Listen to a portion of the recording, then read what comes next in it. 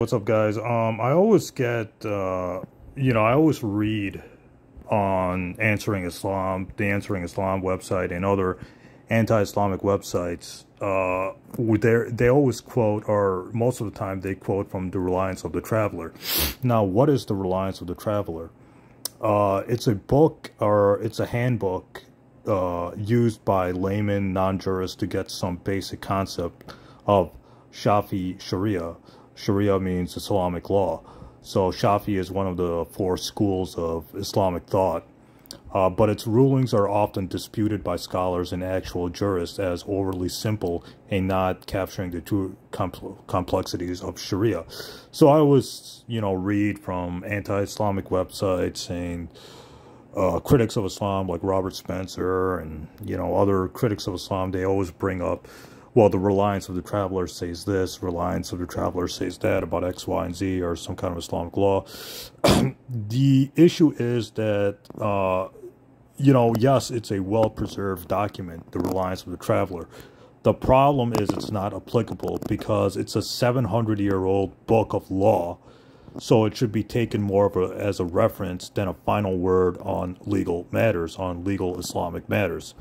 It dealt with a time when nation-states did not exist and the Islamic Empire had just been shattered by the Mongols after dealing with 3 centuries of crusades. So it seems like this is more, the Reliance of the Traveler is used more for polemical arguments by critics of Islam now as an actual source of Islamic law by jurists. So, the Reliance of the Traveler should be taken with a grain of salt.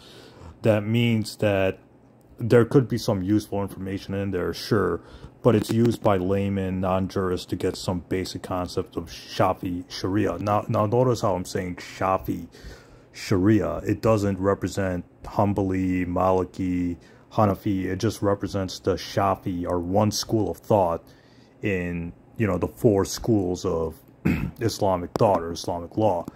So this book is mainly used as a reference book. It's not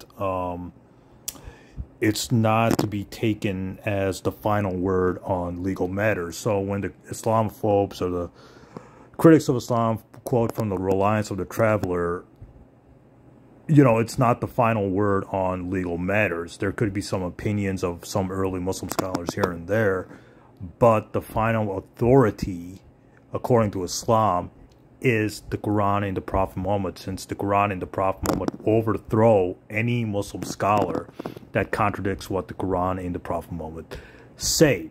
So this book can be useful, but it also has a lot of opinions of people and doesn't represent all 4 schools of Islamic law, and that's the important part we need to keep in mind here.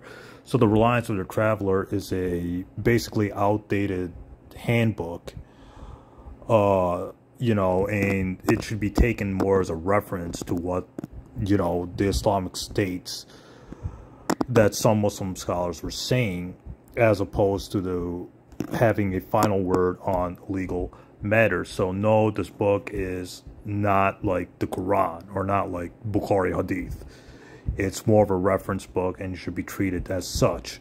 So keep this in mind when when critics of Islam quote from the Reliance of the Traveler, because it doesn't always have useful or authentic narrations going back to the Quran and the Hadith or the authentic sayings of the Prophet Muhammad. So keep that in mind. So this is just my thoughts on the Reliance of the Traveler. If anybody else has any comments on this book, please comment below and, start a discussion in the comments.